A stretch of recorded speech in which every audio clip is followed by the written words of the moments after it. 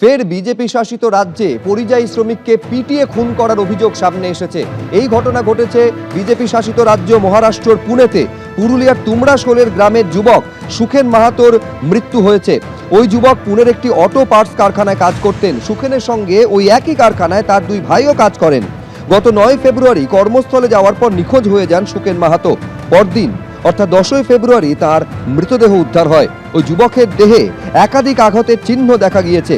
বাংলা ভাষায় কথা বলার জন্যই পিটিয়ে মারা হয়েছে বাঙালি পরিযায়ী শ্রমিককে বলে অভিযোগ করা হচ্ছে তৃণমূলের তরফে।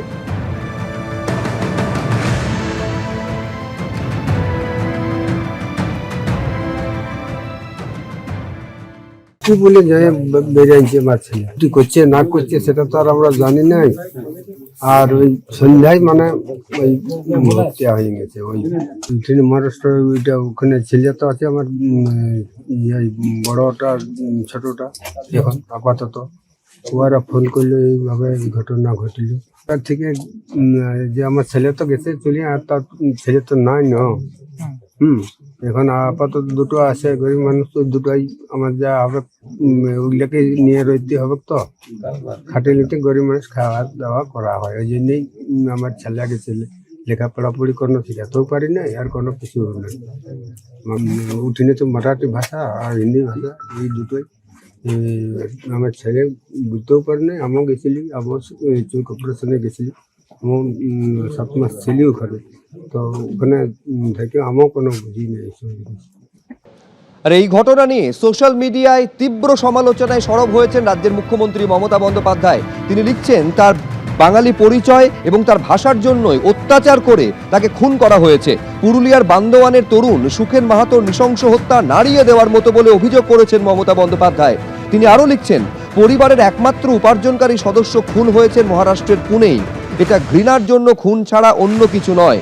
ওই তরুণকে তার ভাষা ও পরিচিতির জন্য অত্যাচার করে খুন করা হয়েছে। এই ঘটনায় দোষীদের অবিলম্বে গ্রেফতার ও দৃষ্টান্তমূলক শাস্তির দাবি করছি। সুখেনের পরিবারের পাশে আছি, ন্যায় বিচার পেতে সমস্ত রকমের চেষ্টা করা হবে। পোস্ট মমতা বন্দ্যোপাধ্যায়।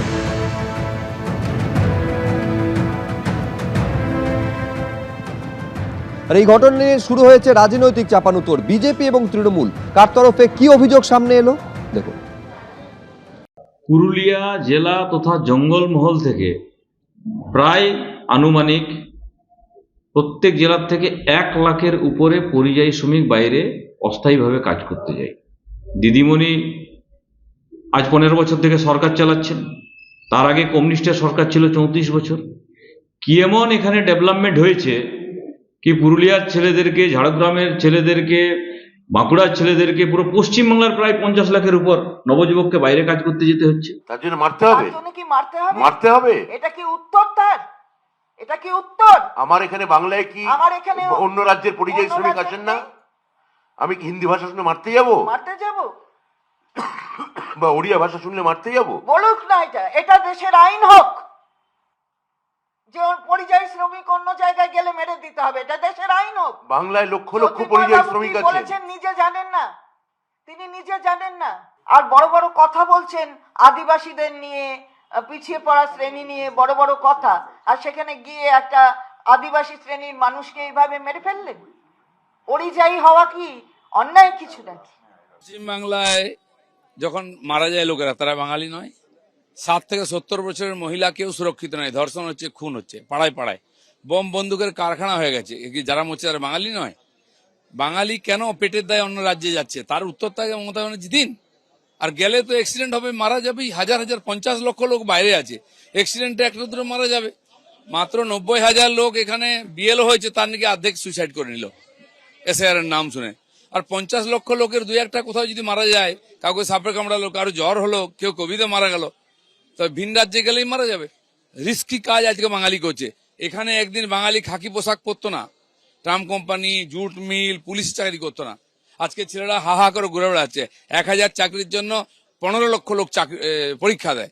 আর সেই বাঙালি আজকে লেবার হয়ে অন্য রাজ্যে যাচ্ছে, রিস্কি কাজ করছে, অ্যাক্সিডেন্টে মারা যাচ্ছে। বাংলা বলার কারণে যেভাবে তাকে দাগিয়ে দিচ্ছেন, যেভাবে একঘরে করছেন, যেভাবে বাংলাকে ছোট করতে চাইছেন,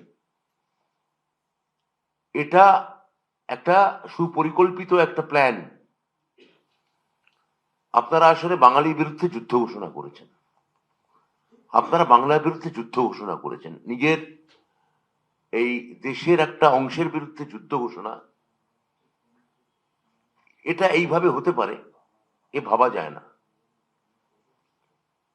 এ আমরা সাবেক যুগোস্লাভিয়ায় দেখেছি, যুগোস্লাভিয়া ভেঙে টুকরো টুকরো হয়ে গেছিল, কিন্তু আপনারা কি ভারতবর্ষকে সেরকম কয়েকটা টুকরোয় ভাগ করতে চান? আপনারা ফেডারেল স্ট্রাকচারের মূল তত্ত্বটাই মানছেন না, যে বিবিধের মাঝে দেখো মিলন মহান। আপনারা মনে করছেন বিবিধের মাঝে দেখো সংঘাতই একমাত্র সত্য, অর্থাৎ একটা পার্টিকেলের সঙ্গে আরেকটা পার্টিকেলের লাগিয়ে দাও। আনন্দপুরে প্রায় 30 জন পুড়ে মারা গেলেন, সেই শ্রমিকদের কথা মনে ছিল না? আজকে পুনে নিয়ে কথা বলছেন। এর আগে মনে আছে বেলডাঙ্গাতে কি ঘটনা ঘটলো? তদন্তে ওখানকার পুলিশ জানালো যে এটা সুইসাইডের কেস। তো ফলে এখানে একটা মৃত্যু হয়েছে, কি কারণে হয়েছে সেটার প্রপার ইনভেস্টিগেশন রিপোর্ট আসার আগেই রাজনীতি করতে নেমে পড়েছে তৃণমূল এবং তার সরকার, বর্বর সরকার, অসভ্য সরকার। বাংলার মানুষের মাথায় রাখা উচিত, এইভাবে বিজেপি যে বাংলা এবং বাঙালিদের উপর বিদ্বেষ ছড়াচ্ছে। বিজেপি শাসিত ভারতবর্ষে কি বাংলা ভাষায় কথা বলা অপরাধ? বিজেপি শাসিত রাজ্যগুলোতে যে বাঙালি নিধনের যজ্ঞ শুরু হয়েছে, আমরা মনে করি এটা সংবিধানের ওপর আক্রমণ, সংবিধানকে হত্যা। ব্যারাকপুর এলেই আপনি দেখতে পাবেন যে এখানকার মানুষজনের মধ্যে না বিরিয়ানি ব্যাপারটা নিয়ে কোনো জেনারেশন গ্যাপ নেই, জাস্ট নেই। কিন্তু যেহেতু নির্বাচন এগিয়ে আসছে, তাই মানুষজনের থেকে একটু আধটু জেনে তো নিতেই হবে যে তারা সামগ্রিক সামাজিক চিত্র নিয়ে ঠিক কি ভাবছেন।